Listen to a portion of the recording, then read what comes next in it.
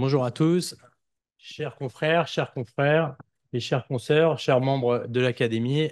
Merci de m'inviter une nouvelle fois pour parler des reconstructions urogénitales avec un domaine que j'affectionne particulièrement, les sténoses de l'urètre. Je tiens à souligner également la présence du professeur Bocon-Gibaud dans la salle qui me fait l'honneur d'être là puisque effectivement, il y a une vingtaine d'années, quand j'étais externe, il m'avait initié à cette discipline et puis après, quand j'étais passé dans le service, il en était déjà parti. Donc, les sténoses de l'urètre, pathologie emblématique de l'urologie, avec plusieurs avancées qui se sont faites, notamment dans ces 20 dernières années. On va essayer de vous les énumérer. Je ne déclare pas de conflit d'intérêt. Effectivement, en reconstruction urogénitale, on a peu de conflits d'intérêt. On utilise principalement du tissu humain parce que les tissus synthétiques n'ont jamais prouvé de bonnes efficacités dans ce type de chirurgie. Au niveau de l'anatomie, c'est important de faire un rappel parce que dans la littérature, il y a pas mal de confusion. Donc, à l'heure actuelle, les termes sont clairs. L'urètre antérieur, c'est toute la portion d'urètre qui est entourée du corps spongieux. Elle est composée donc de trois parties, l'urètre bulbaire, l'urètre pénien et le méa.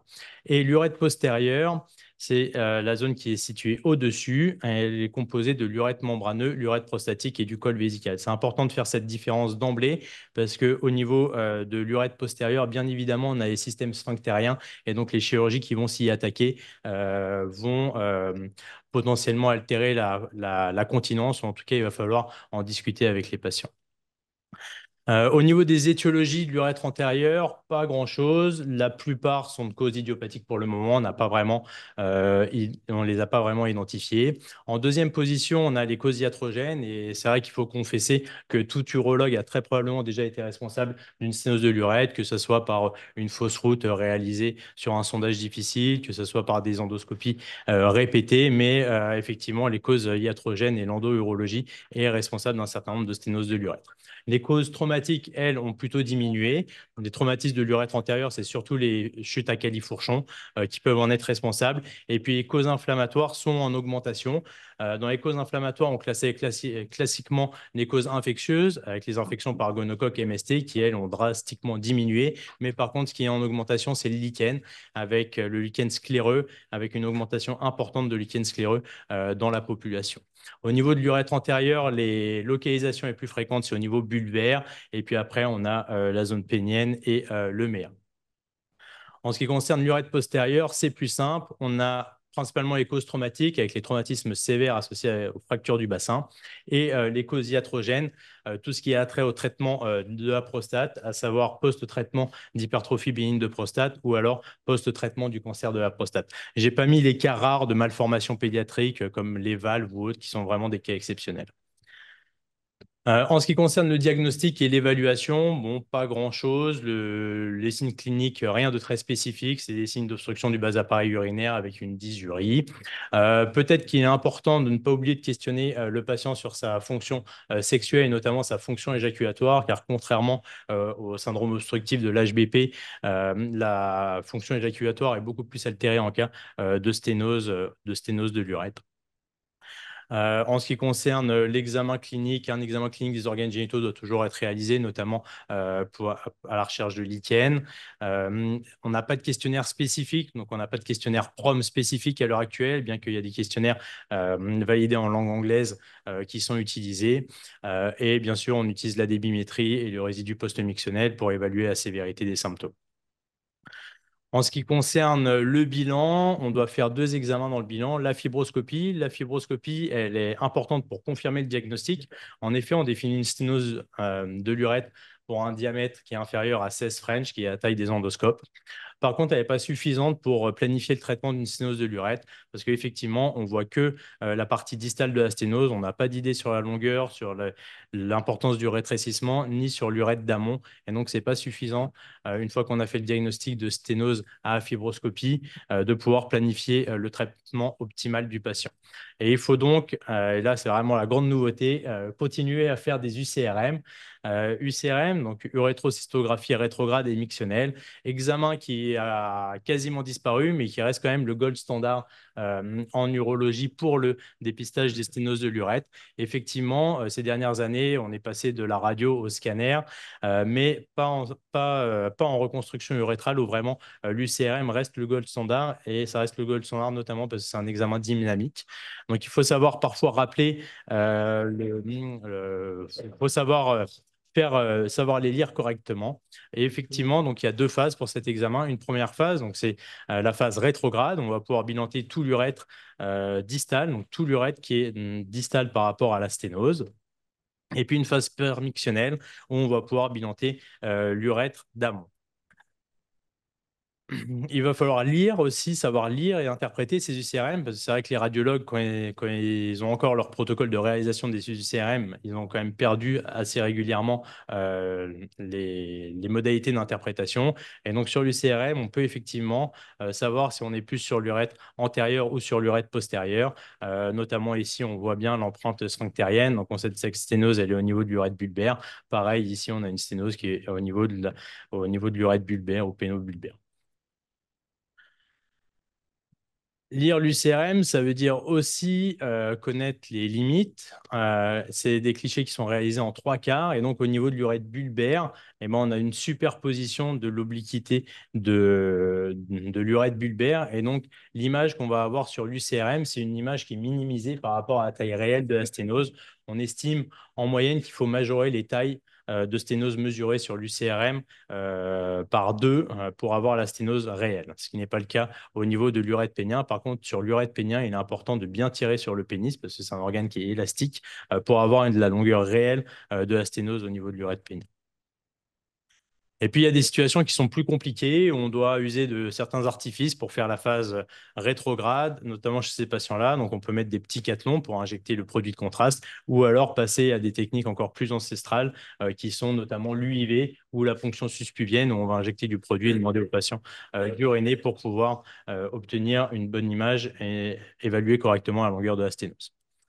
Dans les situations où on n'arrive pas à avoir de phase mictionnelle, notamment parce que le col vésical reste fermé, à ce moment-là, on peut envisager des explorations au bloc opératoire, éventuellement en consultation sous anesthésie locale avec le passage de fibroscope par le pénis, mais également par une cystostomie suspubienne si le patient a eu au préalable un cathéter suspubien. Dans les nouveautés d'imagerie, donc je disais pas grand-chose. Il y a eu le développement un peu de l'échographie. L'échographie, c'était intéressant au niveau de l'urètre antérieur, notamment pour voir s'il y a une spongiofibrose. Donc, est-ce que le tissu spongieux autour de la sténose est fibrosé? Ça peut rester utile au niveau du méa et de l'urètre pénien. C'est un peu moins bien au niveau de l'urètre bulbaire. Et puis, on a le développement de l'IRM. L'IRM et bien pour l'urètre postérieur notamment, avec des images d'IRM qui sont pas mal si on sait les optimiser correctement. Donc ça, c'est une IRM qui est réalisée en T2 avec la vessie qui est remplie, le patient qui a été mis sous traitement par alpha-bloquant pour que le col vésical soit rempli, et puis on a injecté de façon concomitante du gel de xylocaïne qui est bien, qui a un signal, qui a un hypersignal intense en IRM, et donc ça permet d'avoir quand même de belles images, mais je le redis, ce n'est pas des images qui sont dynamiques, et donc c'est une des limites de ce type d'examen. Il y a quelques avancées sur le scanner dynamique, là, mais qui ne sont pas du tout utilisées en pratique clinique à l'heure actuelle. Maintenant, on va passer à ce qui nous concerne le plus, donc c'est les traitements de ces sténoses. Donc le traitement ancestral des sténoses de l'urètre, ça a toujours été la dilatation. On va essayer de déboucher le tuyau. C'est pratiqué depuis la nuit des temps. On retrouve des dilatateurs dans l'histoire de la médecine égyptienne. On sait que Épicure, le philosophe, avait très probablement été atteint aussi de sténose de l'urètre et qu'il y avait des gestes par dilatation ou tentative de dilatation qui ont été réalisées. On a de multiples dilatateurs qui ont été décrits dès l'épidémie de gonocoque au XVe siècle. On s'est mis à essayer de dilater tous les patients avec tous les types d'instruments qu'on trouvait. Mais malheureusement, ce traitement est peu efficace en tout cas, et on peut se questionner par rapport à sa légitimité. Le principe, il est assez incertain quand même de ce geste. L'objectif, qu'est-ce que c'est finalement? Ça va être essayer d'élargir la sténose sans la traumatiser davantage et en espérant que la zone qu'on aura élargie soit recolonisée par du tissu urothélial sain, ce qui est rarement le cas. Par contre, ce traitement, il est resté populaire et encore largement irréalisé à l'heure actuelle. Pourquoi? Parce que d'une part, il est simple, il est très simple de réalisation et il donne l'illusion d'une efficacité. Je dis illusion d'efficacité parce qu'effectivement, si on fait une dilatation, le taux de succès à un jour, il est quasiment de 100%. Et donc, ça, c'est quelque chose qu'il faut bien garder en tête. C'est est-ce qu'on propose un traitement palliatif au patient qui va durer quelques jours, quelques semaines, ce qui est, à mon sens, ce que fait les autodilatations, ou est-ce qu'on va essayer de faire un traitement curateur pour cette pathologie? Et donc, effectivement, ça donne une illusion d'efficacité et c'est problématique dans la littérature parce que dès que les suivis sont courts, les taux de succès sont très élevés pour les traitements endoscopiques, mais quand on analyse correctement les données, et notamment les données à long terme, c'est-à-dire au moins 2 ans, 2 ou 3 ans, à ce moment-là, on voit que le taux de succès est assez faible. Il est faible et il est évalué à environ 30%. Donc, traitement endoscopique, 30% de succès, ce qui est assez rare d'avoir des taux de succès aussi faibles hein, en chirurgie. On propose rarement des chirurgies avec des taux de succès aussi faibles. Et on sait qu'il y a des facteurs de risque de succès amoindris, notamment si la sténose est longue, si la sténose fait plus de 2 cm, à ce moment-là, les traitements endoscopiques sont très peu efficaces. Si la sténose est très serrée, et a fortiori, si on a une oblitération complète, à ce moment-là, le taux d'échec est très élevé. Et l'efficacité de traitement endoscopique dépend aussi de la localisation de la sténose. Ça marche très mal sur l'urètre pénien, par exemple. On a des taux, alors tout n'est pas acheté à la poubelle quand même. Si on a une sténose de moins de 2 cm au niveau de l'urètre bulbaire, à ce moment-là, quand on fait une urétrotomie ou une dilatation, on a des taux de succès plus élevés, aux alentours de 60%. Donc ça, c'est ce qui existe dans les recommandations à l'heure actuelle. Si on a une sténose de l'urètre antérieur, on peut proposer des traitements endo-urétro. Si elle est localisée au niveau du méa, à ce moment-là, on peut tenter une dilatation et si on a un échec, il faut penser à la reconstruction de l'urètre. Au niveau de l'urètre pénien, pas de dilatation car l'efficacité est très mauvaise. Et au niveau de l'urètre bulbaire, si la sténose est inférieure à 2 cm, à ce moment-là, on peut proposer un traitement endoscopique. Au niveau de l'urètre postérieur, les choses sont un peu moins cadrées, mais globalement, quelle que soit la localisation de la sténose au niveau de l'urètre postérieur, on ne fait pas plus de 2 tentatives de traitement endoscopique avant d'envisager une reconstruction urétrale. Pourquoi on n'insiste pas sur les traitements endoscopiques? Parce que plus on en fait, moins ça marche. Et ça a été publié il y a bien longtemps. Moins ça marche, mais en fait, est-ce qu'on est délétère pour le patient? Et très probablement oui, parce qu'en fait, à force de traumatiser la zone sténosée, ben, on va provoquer des phénomènes cicatriciels de plus en plus importants et provoquer un allongement de la sténose et une complexification de celle-ci. En effet, ça, c'est un cas qui a initialement eu une bonne UCRM d'évaluation sur une sténose peu serrée au niveau de l'urètre bulbaire qui aurait bien répondu à un traitement par urétroplastie. Et une dizaine d'années plus tard, alors que le patient a eu que des dilatations, la pose de stent et ainsi de suite, on a une sténose qui est beaucoup plus compliquée, c'est-à-dire que déjà, il y a une disparition complète de la lumière urétrale dans certaines zones et la sténose est remontée jusqu'au niveau de l'urètre membraneux. Et donc, les reconstructions, comme je l'ai dit préalablement, si ça touche l'urètre membraneux, il y a un risque sur la continence urinaire. Donc, il ne faut pas insister sur les traitements endoscopiques en cas d'échec, mais proposer plus rapidement une reconstruction urétrale. On a tout essayé en dilatation, donc il ne faut pas trop en faire. Il n'y a aucun traitement qui a montré une supériorité l'un par rapport à l'autre. Donc on peut faire à la lame froide, on peut faire au laser, on peut faire des dilatations, on peut utiliser un certain nombre d'instruments pour faire cette urétrotomie, mais aucune technique est plus efficace que l'autre. La taille de la sonde aussi, le classique, met une sonde de Charrière 20 et puis laisse-la pendant 3 semaines, ça récidivera pas.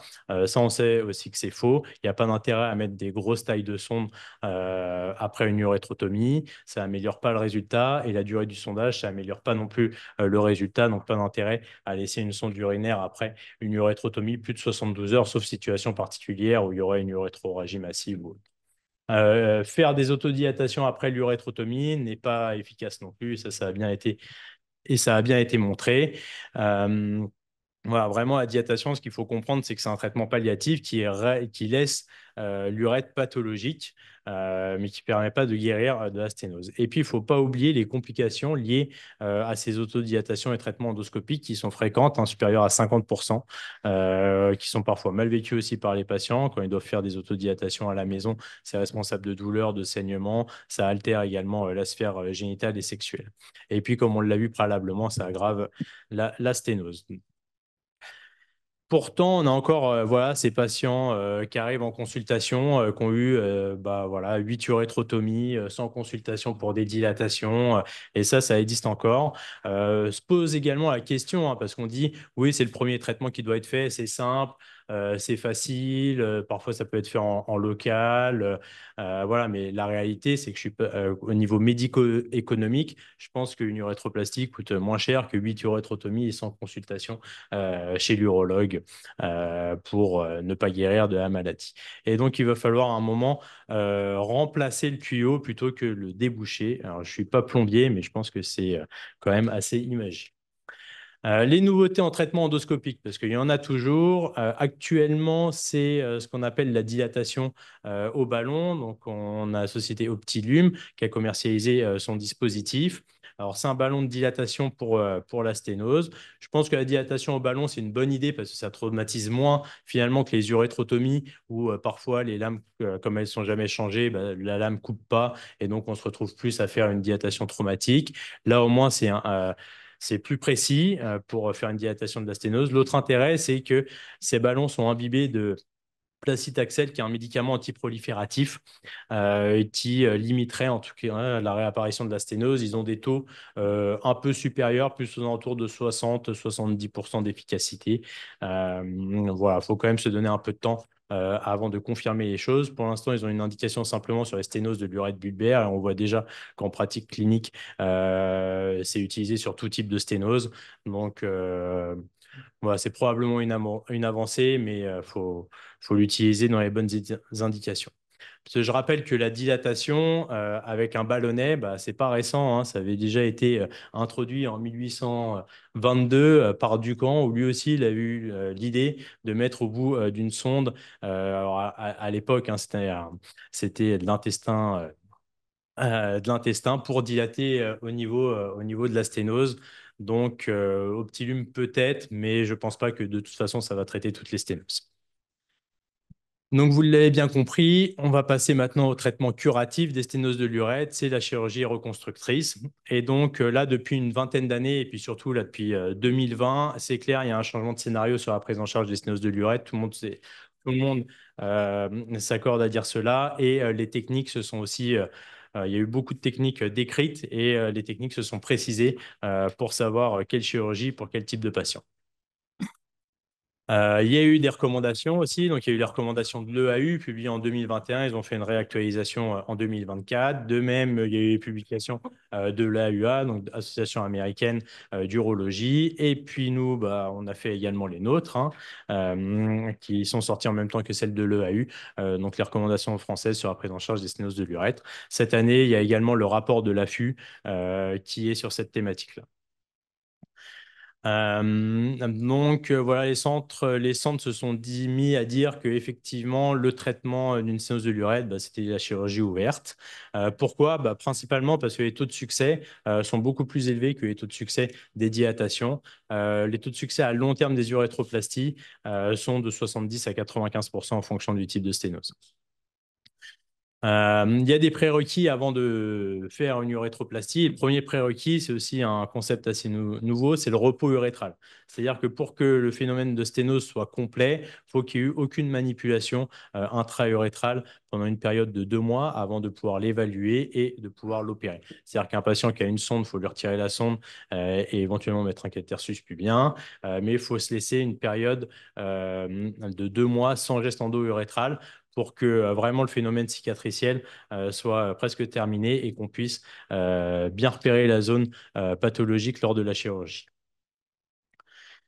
Le choix de l'urétroplastie, ça va dépendre de différents critères. À l'heure actuelle, on a trois grands critères. Principalement, ça va être la localisation de la sténose, ça va être aussi la longueur de la sténose, et puis ça va être l'aspect de la partie sténosée de l'urètre, savoir s'il y a une lumière résiduelle, savoir si la muqueuse résiduelle est altérée par du lichen ou par du matériel prothétique, savoir s'il y a une spongiofibrose, voir un petit peu le tissu, si on enterre un radique pour l'urètre postérieur ou autre. Donc ça, c'est des choses qui vont être prises en compte pour décider de la chirurgie à réaliser.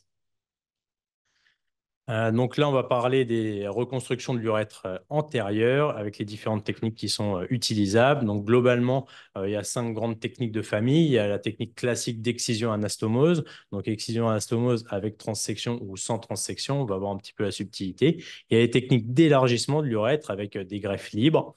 Il y a les techniques mixtes qui associent les deux premières que j'ai mentionnées. Après, il y a les techniques, on va dire, plus historiques qui va être de remplacement en 2 temps ou d'urétroplastie en étapes. Et puis, il ne faut jamais oublier les stomies urétrales qui rendent également de grands services aux patients.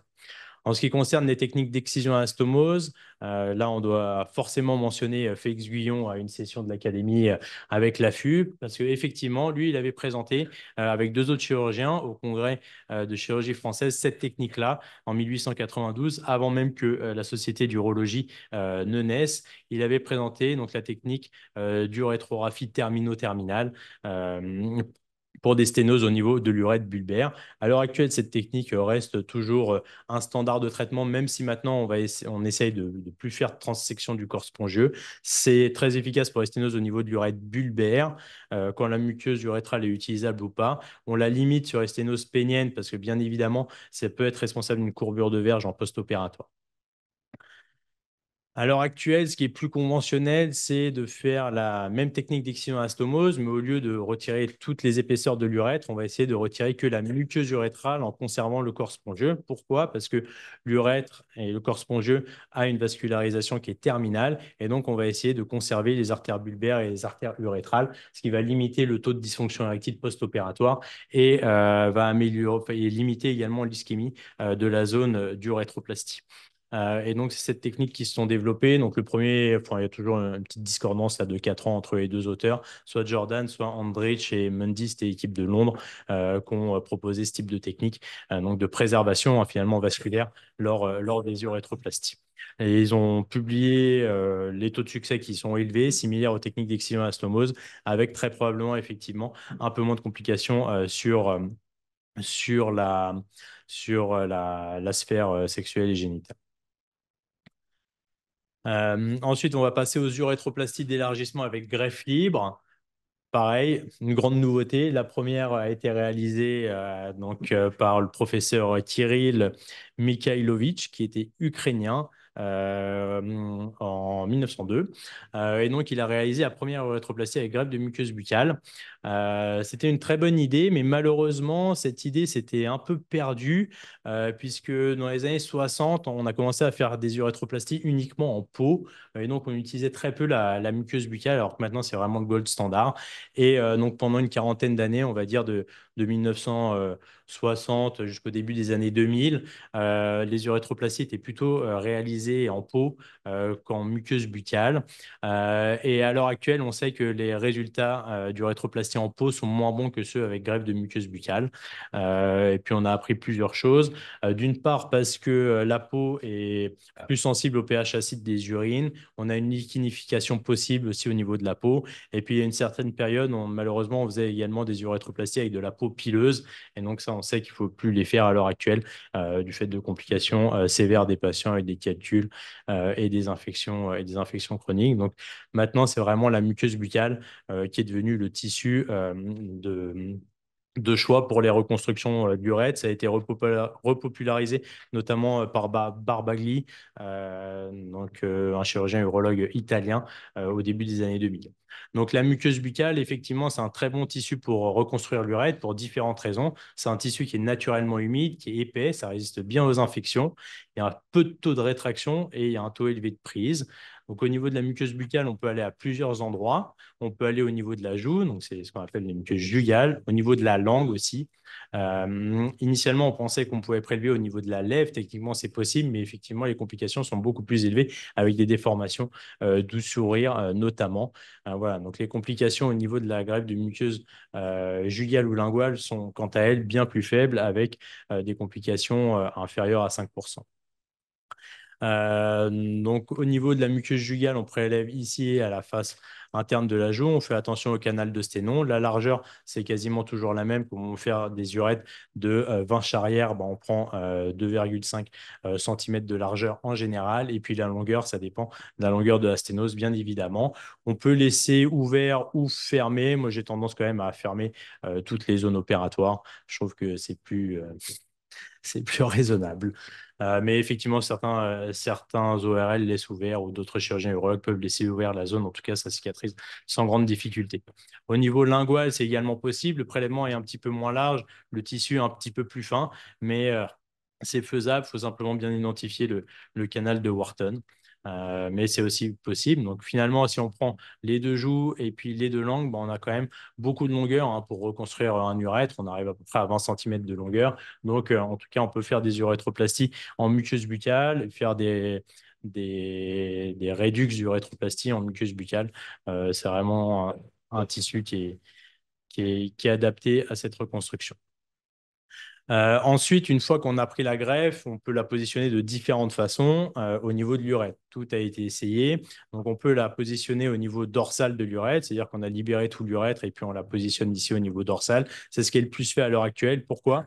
Parce qu'en face, on a les corps caverneux qui sont des bons tissus nourriciers. Comme on va fixer la greffe sur un tissu nourricier pour qu'elle soit néovascularisée, et ben, le positionnement dorsal semble le plus adapté. Mais ça a été également proposé en latéral ou en ventral. Différentes façons aussi pour y accéder. On peut faire du inlay. Donc, du inlay, c'est-à-dire on va disséquer l'urètre, on va inciser la face ventrale de l'urètre, puis la face dorsale de l'urètre et positionner le patch. Ou alors, on peut le faire en onlay, c'est-à-dire qu'on n'incise qu'une seule fois l'urètre. Et dans certaines situations, on peut faire des techniques mixtes. On va faire le positionnement du patch ici en dorsal inlay, parce qu'on a opéré à travers l'urètre, et en remettre un autre au niveau ventral. Donc, c'est le dorsal inlay et ventral onlay. Voilà, ça c'est des études un peu de savoir qu'est-ce que les centres de référence utilisent principalement comme technique à l'heure actuelle pour faire les réparations de l'urètre antérieur. Donc la principale technique, donc c'est l'urétroplastie d'augmentation en greffe de muqueuse buccale qui est positionnée en dorsal onlay comme je vous ai montré tout à l'heure. Il y a les techniques d'excision anastomose, bien évidemment qui arrivent en deuxième position. Et puis il y a les techniques mixtes d'excision anastomose avec greffe qui sont utilisées. Donc là, c'est une autre illustration hein, du dorsal onlay. Donc, on a ce patient-là qui a une sténose au niveau de l'urètre bulbaire avec une lumière urétrale toujours utilisable. Donc, on fait la dissection de l'urètre avec l'intermédiaire d'une sonde ou éventuellement on peut le faire aussi sous contrôle d'une fibroscopie. On repère la zone sténosée, on va inciser et puis on va mettre le patch ici de muqueuse buccale qu'on aura prélevé lors de la même intervention dans la bouche et puis suturer l'urètre pour faire sa réparation. Ça peut être fait au niveau bulbaire, ça peut être fait aussi au niveau de l'urètre pénien ou du méa. Ici, on a la muqueuse buccale qui a été prélevée, qui a été fixée sur les corps caverneux. Et puis ici, on a l'urètre qui était pathologique, là qu'on voit un petit peu avec l'aspect blanchâtre qui est ici. Et donc, ça va permettre de faire un bon élargissement de l'urètre à cet endroit-là. Et puis, il y a les techniques mixtes où on associe les deux techniques, donc les excisions avec les augmentations, comme illustré ici. Ici, on a la zone de sténose. On va faire une excision de la zone de sténose et finalement, en amont et en aval, on a toujours une partie qui est un peu rétrécie et on augmente avec en plus une muqueuse buccale, comme sur la photo ici. Au niveau de l'installation opératoire, ça, c'est mes modalités opératoires, c'est simplement pour vous montrer quelques images chirurgicales. Position de la taille classique. Les bourses, je les accroche avec des agrafes pour bien les tendre. On met un fil guide qui va passer à travers la sténose et puis une sonde de Charrière-20 comme repère. On fait l'incision. J'utilise des loupes pour opérer. Ça, je pense que vraiment en chirurgie reconstructrice, l'utilisation de loupes et de magnification de l'image par loupe, c'est important. On fait des sutures fines et honnêtement, ça optimise la qualité des sutures d'utiliser ces dispositifs-là. Donc, on fait le tour de l'urètre, on s'expose avec l'intermédiaire de l'AC. On incise la zone sténosée de l'urètre. Je mets des points de PDS pour bien voir la lumière urétrale. Et ici, on voit la zone de sténose avec également ici l'aspect de l'urètre d'amont qui n'est pas sténosé mais qui est en métaplasie. Et à l'heure actuelle, il y a plusieurs publications qui ont montré qu'il fallait traiter hein, les zones de métaplasie qui étaient en amont des sténoses parce que sinon, c'était un facteur de risque de récidive. Là, la zone sténosée, on fait une résection. Donc, on fait une résection que de la muqueuse. Ici, on a conservé le corps spongieux. Donc, on fait une résection de la muqueuse. Après, on va faire une suture muco-muqueuse. Et puis, on va aller fixer la greffe de muqueuse buccale ici au niveau du corps caverneux. Et puis après, on fera deux hémisurgés de part et d'autre.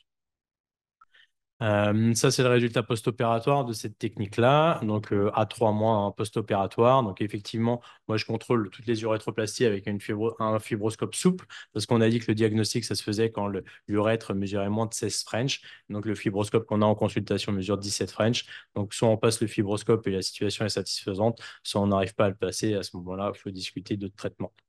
Donc là, on passe largement le fibroscope. Donc en haut, c'est la partie dorsale. On voit la greffe de muqueuse buccale qui a été positionnée. L'endroit est bien large.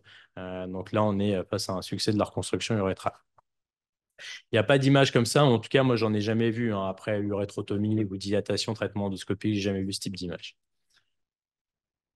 Après, on utilise toujours des techniques un peu plus traditionnelles qui vont être les techniques en deux temps. Donc, c'est des techniques qui étaient popularisées notamment par Beck Johansson dans les années 60, où on mettait à plat, on laissait cicatriser et puis après, on refaisait un tube. Donc, à l'heure actuelle, on ne s'est pas trop éloigné de cette technique. C'était la technique également de BRCA en chirurgie d'hypospad. Sauf que maintenant, on fait une exérèse, on va dire, de toute la zone sténosée. Donc, on fait une exérèse de l'urètre sténosée et puis on applique ici la muqueuse buccale. On attend que la muqueuse prenne bien, donc qu'elle soit bien vascularisée, qu'elle ait développé une néovascularisation. Et puis 6 mois plus tard, on fait une tubulisation de la greffe de muqueuse buccale qui a bien pris. On ne fait pas de tube quand on utilise des greffes. Hein. On a bien compris qu'il fallait qu'il y ait un tissu qui nourrisse la greffe. Et donc, on ne fait plus de tube complet quand on utilise une greffe. Parce qu'on sait que la zone qui va vasculariser le mieux la greffe, ça va être les corps caverneux et toute la partie qui ne va pas être en contact en fait avec ce tissu nourricier va nécroser. Et donc, quand on utilise des greffes en reconstruction, on fait plus de tubes entiers. Et puis la dernière option, en cas d'échec multiple, on peut toujours penser à réaliser une urétrostomie périnéale, une chirurgie relativement simple qui rend de grands services aux patients, notamment quand ils ont des histoires complexes de sténose de l'urètre pendant des années.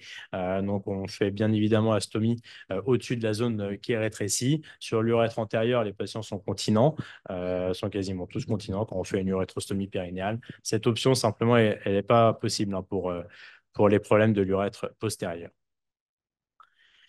Les défis, c'était l'autre partie de la présentation. Très clairement, sur l'urètre antérieur, les choses sont bien standardisées. Même en cas d'échec d'une première urétroplastie, l'équipe allemande du professeur Fitz a bien montré qu'il fallait en refaire une autre parce qu'on avait des taux de succès qui restaient élevés après une deuxième urétroplastie. Le défi pour moi à l'heure actuelle, en tout cas, c'est les sténoses post-hypospad.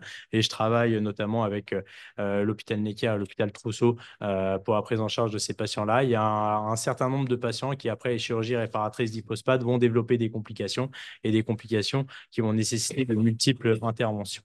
Euh, Quand on a un patient adulte avec un hypospad qui présente une sténose, très souvent, en fait, il présente plusieurs problèmes. Il y a d'une part la sténose, mais il peut y avoir également des zones de fistule et il y a un défect cutané. Il peut également y avoir une courbure de verge. Donc là, les algorithmes décisionnels sont beaucoup plus compliqués. À l'heure actuelle, il n'y en a aucun qui est publié correctement parce qu'il y a 3 à 4 paramètres à prendre en compte pour faire une réparation optimale de la situation. Donc ça, c'est vraiment, à mon avis, le défi actuel. Euh, donc, sur le post-hypospad, il va falloir gérer la qualité du tissu de recouvrement. Là, on voit qu'elle est extrêmement altérée. Cette peau du fourreau pénien, elle ne va pas être utilisable. Donc, il va falloir penser à faire, une fois qu'on aura fait l'urétroplastie, à couvrir correctement. Les autres paramètres à évaluer, ça va être au niveau de l'urètre, c'est la largeur du néo-urètre, l'aspect du gland, la taille du gland, la présence de poils également dans l'urétroplastie initiale qui avait été réalisée et puis aussi les caractéristiques du pénis, longueur du pénis, degré de la courbure. Les urétroplasties, ben, on peut faire soit des deux temps, soit des élargissements en fonction de la situation.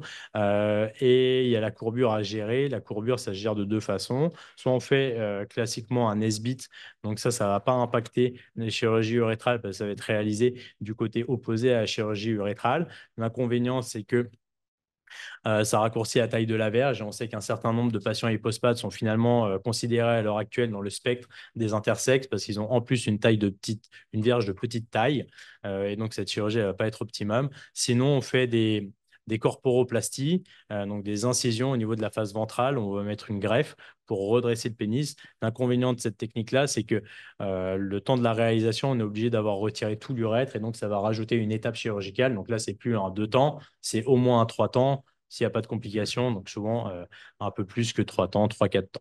Et puis la couverture cutanée, comme je vous ai montré dans les photos préalables, hein, l'hypospade, on sait que c'est un déficit de toute la face ventrale du pénis. Donc il va falloir trouver de la peau pour finir de fermer le fourreau pénien après la reconstruction urétrale. À l'heure actuelle, ce qui est assez populaire, c'est d'utiliser un lambeau scrotal qu'on va monter à la face ventrale du pénis. C'est ce qu'on utilise le plus à l'heure actuelle. Voilà, ça c'est une autre illustration. Donc ça, c'est un patient avec qui avait une verge de petite taille, qui en a fait une incision patch. Après 6 mois plus tard, donc pour corriger la courbure, 6 mois plus tard, on lui a fait une greffe de muqueuse buccale. Et puis l'étape d'après, parce que je ne l'ai pas encore opéré, ça va être de tubuliser cette greffe de muqueuse buccale et puis d'utiliser un lambeau scrotal pour couvrir la face ventrale du pénis. Donc c'est ce qui s'est passé chez ce patient-là. Ici, on a le lambeau scrotal à la fin de la reconstruction qui a été monté pour couvrir toute la face ventrale du pénis. Voilà pour les sténoses de l'urètre antérieur. On va passer aux sténoses de l'urètre postérieur maintenant. Donc la problématique est un petit peu différente parce que comme je vous ai dit, il y a continence à bien évaluer. Au niveau de la technicité aussi, c'est plus technique l'accès à l'urètre postérieur, même si la chirurgie robotique facilite un petit peu les dissections, mais c'est vraiment plus difficile, hein, la gestion des sténoses de l'urètre postérieur.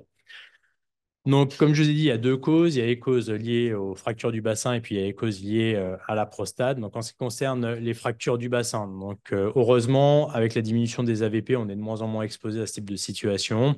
Donc, c'est des gros traumatismes, c'est des AVP avec une fracture du bassin. Et finalement, le terme de sténose, il n'est pas tellement adapté. D'ailleurs, c'est pour ça qu'en anglais, ils n'appellent pas ça des sténoses. C'est plutôt vraiment une disjonction urétrale qui a lieu au niveau de l'urètre membraneux avec une perte de continuité.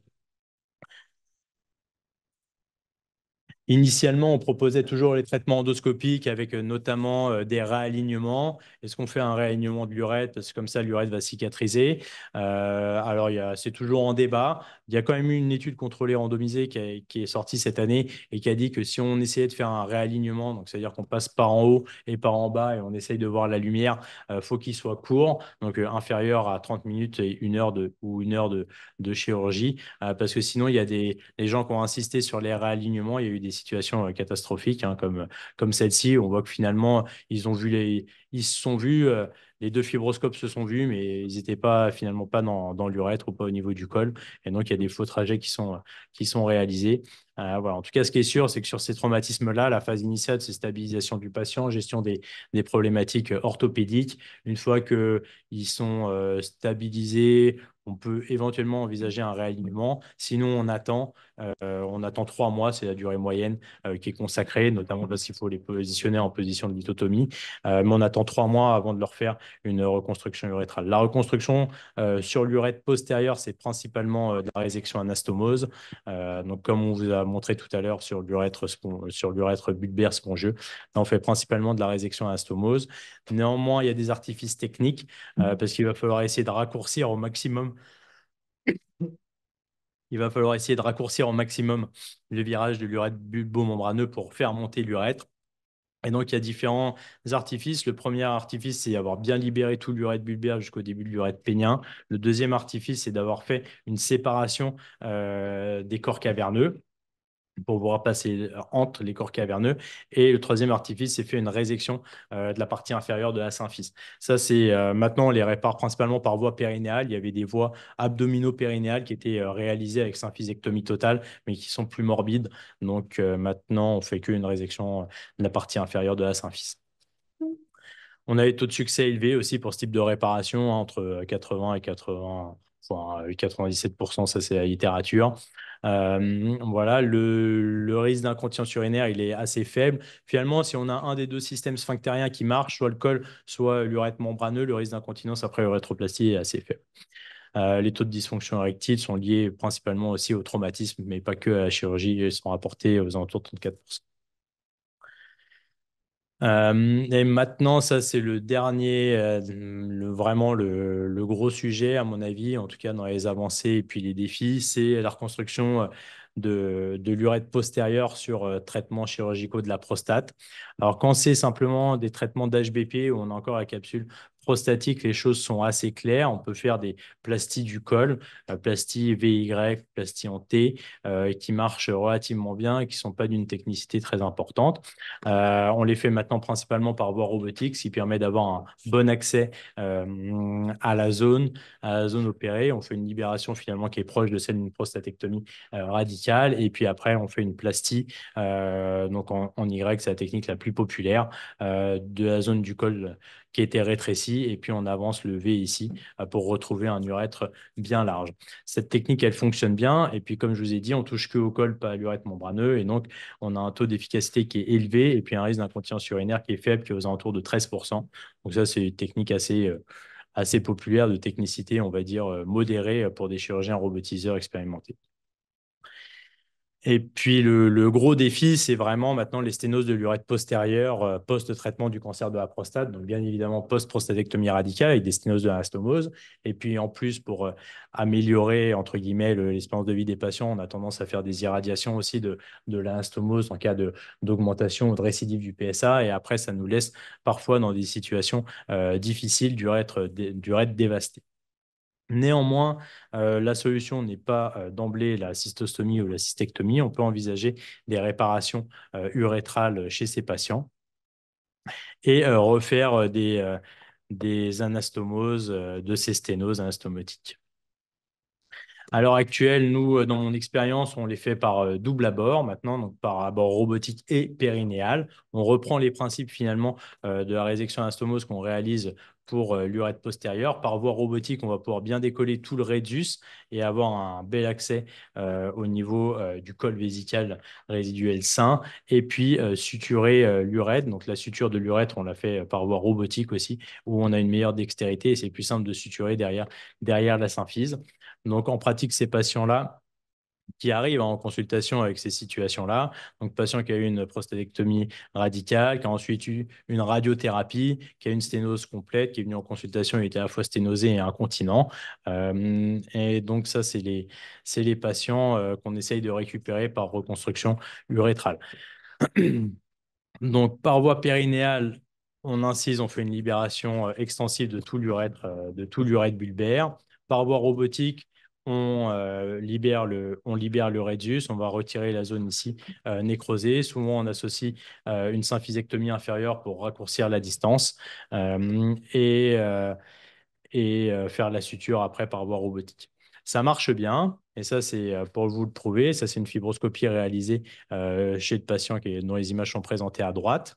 Donc, on voit l'urètre qui est bien réparé, il n'y a pas de problème, sauf que tout urologue va vous dire qu'il y a quelque chose de bizarre à cette fibroscopie, c'est qu'il n'y a aucune empreinte de sphincter. Donc, le patient a un tuyau qui est perméable, mais qui n'est pas continent. Donc, on n'a pas réglé l'ensemble du problème. Et le problème qui suit, ça va être la gestion de l'incontinence.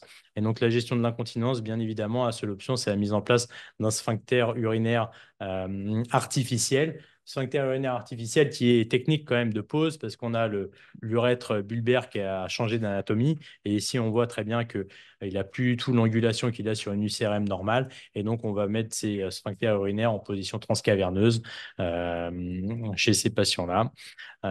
Voilà, ça, c'est les travaux entre guillemets actuels qu'on a. Nous, on a fait une trentaine de patients là-dessus, mais tous n'ont pas encore eu la pose de sphincter. Et puis, on attend un peu aussi pour voir la durée de vie de ces sphincters.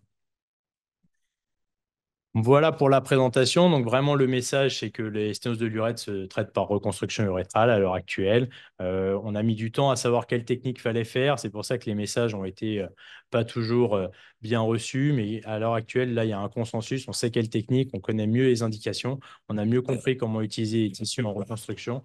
Et donc, c'est vraiment le message le plus important. Et bien sûr, il va falloir former hein, les plus jeunes qui sont aussi demandeurs de formation. Donc, il y a plusieurs choses qui ont été mises en place, notamment par l'AFU. Il y a des réunions charrues qui sont la discussion de dossiers complexes sur les sténoses de l'urètre au niveau national. Il y a l'AFU qui nous a confié également le rapport du congrès pour cette année pour bien spécifier tous les traitements possibles. Et puis, au niveau pratique, on organise donc sur l'hôpital Foch le DU de chirurgie de la verge et les masterclass de chirurgie de l'urètre. On a également développé sur l'hôpital Foch la DRCP de chirurgie de l'urètre pour discuter des cas locaux dans notre service. Je vous remercie.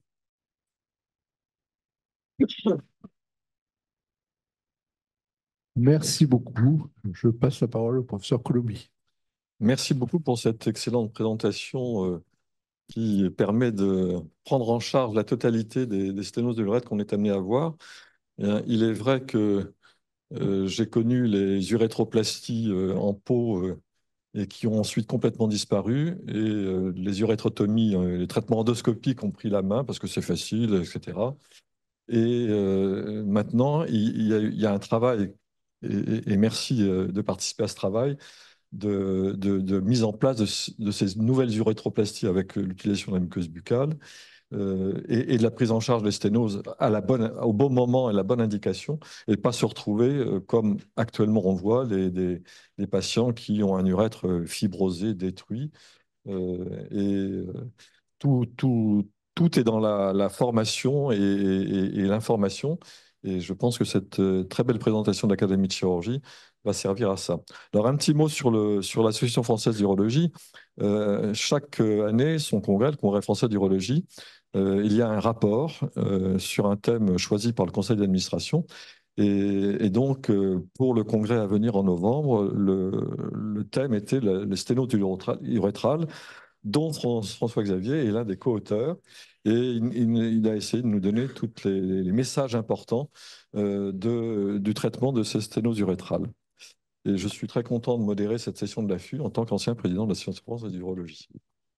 Merci beaucoup. Je tiens également à souligner mes co-rapporteurs, parce que je ne suis pas tout seul, bien évidemment, à faire ce rapport à l'affût. On a l'équipe de Lyon avec le docteur Morel Journel, l'équipe de Lille avec le docteur Marcelli, et puis l'équipe de Marseille avec le professeur Kersanti pour animer cette heure du rapport du congrès de l'affût. Professeur Bocon-Gibou, commentaire? Notre maître. Oui, oui, ben c'est pour ça.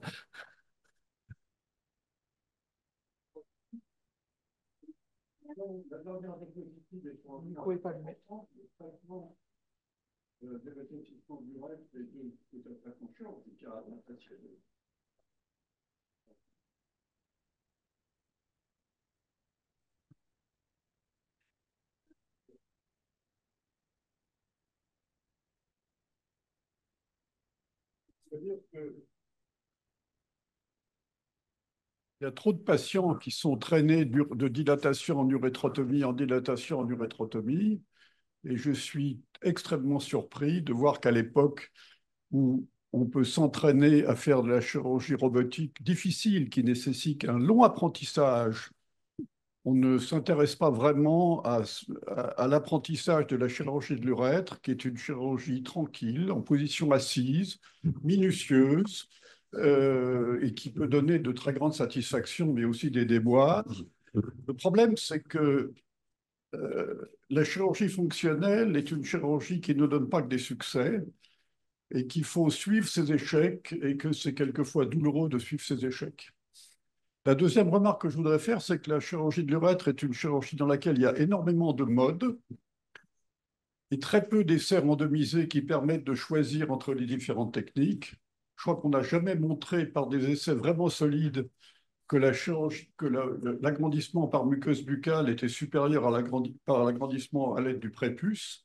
On n'a jamais montré que l'implantation dorsale était supérieure à l'implantation ventrale, qui est techniquement relativement plus facile, et qu'enfin, on a toujours du mal à s'accorder sur la manière d'apprécier les résultats, qui vont de la débimétrie, dont on sait qu'elle n'est pas fiable, au simple résultat fonctionnel, voire à l'endoscopie, qui reste finalement le méthode. En tous les cas, félicitations. Merci beaucoup. Pour répondre peut-être rapidement, bien sûr, c'est la définition du succès. La définition du succès, la plupart des papiers disent l'absence de de nouvelles interventions. Donc ça, ce n'est pas une définition satisfaisante. Nous, avec le groupe européen de reconstruction urétrale, on est en train de faire un structure facta. Et donc, on a questionné globalement les grands noms de la chirurgie urétrale à travers le monde. On a une 60aine de personnes pour voir un peu qu'est-ce qu'ils utilisaient comme critères. Très probablement, il faut plusieurs critères. Bien évidemment, l'amélioration clinique, mais il faut un critère fonctionnel. Donc, fonctionnel, c'est-à-dire la débimétrie, augmentation de 10 millilitres du débit max ou débit supérieur à 15 millilitres. Et aussi un critère anatomique, et c'est très probablement 3 critères qu'il faut pour analyser correctement la littérature. En ce qui concerne les essais contrôlés randomisés, effectivement, ils n'ont pas eu lieu. Les résultats où j'ai dit que la muqueuse buccale était supérieure à la peau, c'est basé sur des méta-analyses. Et puis pour rajouter un peu d'eau au moulin, on sait très bien qu'à l'heure actuelle, les chirurgiens pédiatres qui ont une grosse expérience de la reconstruction urétrale chez les hypospades continuent à utiliser en première intention la peau prépuciale pour leur reconstruction urétrale. Donc, il y a des choses encore à améliorer, mais on va y arriver. Docteur Ronald Virag. Oui, je me joins à Laurent pour vous féliciter de cette très belle présentation qui montre bien l'ensemble du problème. Vous avez fait allusion aux troubles de l'érection après traumatisme du bassin. Ils sont fréquents, on le sait. Vous avez dit 37%, moi je pense que c'est même plus. Et je voudrais savoir, j'avais deux remarques. La première, une question. Quel est le pourcentage des troubles de l'érection dans la chirurgie de l'urètre pénien, enfin de l'urètre antérieur? La deuxième chose, c'est de savoir s'il y a toujours une mode, comme avait proposé Wilson, sur la chirurgie de l'urètre prostatique après cancer de la prostate, de mettre les deux implants à la fois, celui pour l'incontinence et celui pour la dysfonction érectile. Merci pour ces questions. Sur la fonction érectile, donc sur la fonction érectile au niveau de l'urètre bulbaire, donc déjà, il faut savoir qu'il y a des possibilités de récupération. Donc, il faut évaluer les résultats 1 an à 1 an et demi après la chirurgie. Initialement, à 6 mois, il y a des papiers qui rapportent 10% de dysfonction érectile. Par contre, avec une récupération et 1 an et demi, on est plus à 2 ou 3% de dysfonction érectile persistante. En fait, le problème sur les chirurgies de l'urètre bulbaire où on a fait une transsection, c'est que je ne pense pas que la dysfonction érectile soit le meilleur paramètre parce qu'on a des patients qui ont une fonction érectile qui est conservée, mais finalement, on a mis en péril la vascularisation du gland et on a des troubles vasomoteurs du gland, sauf qu'on n'a pas de façon de l'évaluer. Les questionnaires IEF ne sont pas du tout adaptés à l'évaluation de troubles vasomoteurs du gland. Donc, je pense qu'il y a un petit peu, voilà, faudrait affiner un peu les choses pour bien évaluer les conséquences génitosexuelles sur cette chirurgie. Bon, avec les techniques sans transsection, on a des taux qui sont relativement faibles de fonction érectile. Ça dépend aussi bien évidemment du patient. Le patient de 30 ans qui a une sténose de l'urètre, lui, peut en présenter. Par contre, celui de 60 ans qui a des cofacteurs de...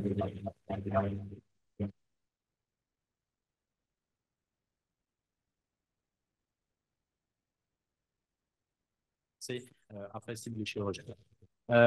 Et alors, le deuxième, des sutures qui ont été faites récemment, le passage de l'urètre à l'intérieur des corps caverneux. Donc, mais bon, peut-être enfin, mon l'âge avançant quand même, je suis moins frileux sur la chirurgie, mais j'ai encore quelques petites limites. Ça paraît tout à fait sage, ce d'autant que c'est des patients qui répondent souvent très bien à l'injection intracaverneuse pour leur érection. Docteur Va. Félicitations pour cette présentation très complète. J'avais une question concernant le greffon. Vous n'avez pas bien de pourcentage de nécrose de greffon ou même de resténose cicatricielle, par exemple?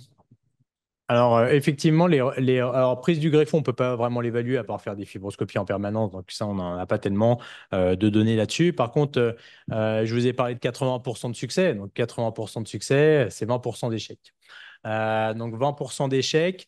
L'équipe allemande là, a montré que sur ces 20% d'échecs, quand on refait une urétroplastie, même avec la même technique, on retrouve des taux de succès de 80%. Donc en gros, eux, leur cohorte, c'était 1000 patients.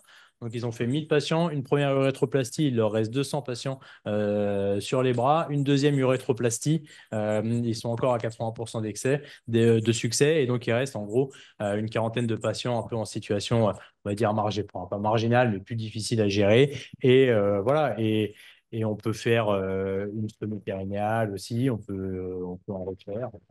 Vous, monsieur Boucourt-Gibault, c'est combien d'urétroplastie vous avez fait? Faut être obstiné en chirurgie de reconstruction urétrale. Et vous, combien d'urétroplastie vous avez déjà fait chez le même patient? Combien j'ai fait d'urétroplastie? Chez le même patient? Oh, j'ai dû aller 2, 3. En fait, le problème, c'est les sténoses de l'urètre bulbaire qui récidivent, ou les sténoses étendues bulbo-péniennes. Et je crois qu'il faut savoir accepter de se replier sur le rétrostomie périnéale, parce qu'il y a un moment où il faut arrêter. Donc voilà, et, je crois que c'est vraiment... C'est vrai que c'est une chose qu'on méconnaît souvent, mais il y a beaucoup de patients qui sont très soulagés par une urétrostomie périnéale définitive, compte tenu du parcours antérieur qui a souvent été douloureux et très décevant. Je crois qu'il y a une chose, heureusement, qui a totalement disparu, ce sont les prothèses endo-urétriques, qui ont eu leur heure de gloire il y a 40 ans et qui ont nécessité de très nombreuses heures de chirurgie pour les extirper et réparer ensuite les sténoses résiduelles. Et heureusement, ceci a totalement disparu. Alors, ça a totalement disparu, bien que parfois il y a des percées, mais effectivement, c'est vraiment, il n'y a aucune place au stent définitif dans ces sténoses-là. Nous, on a encore des patients sur les bras qui ont eu ce type de traitement. Donc, la plupart du temps, déjà, ça n'a pas guéri la sténose. L'autre problème, c'est qu'on a les mailles qui ont migré, en fait, qui ont migré dans le spongieux. Et donc, c'est des situations assez difficiles. Nous, on fait des chirurgies en 2 temps obligatoires chez ces patients-là. Une question en visio du docteur Meurette. Oui, bonjour. Bonjour, bravo pour cette communication. J'ai simplement une question concernant l'utilisation du robot, puisque, comme vous le savez, on est en train de revoir complètement la nomenclature des actes médicaux. Et donc, je ne sais pas si François Richard est là. Et on travaille beaucoup sur les actes avec robot assistance.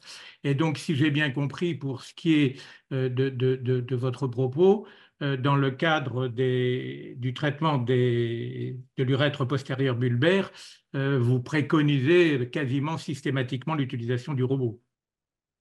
Donc, je pense que l'indication est quand même restreinte. Donc, c'est l'urètre postérieur, effectivement, mais donc c'est simplement les sténoses post-traitement prostatique, soit au niveau du col de la vessie, soit au niveau de l'anastomose.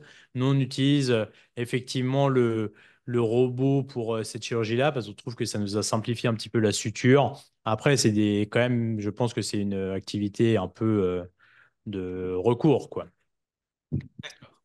Monsieur le secrétaire perpétuel, professeur Joannet.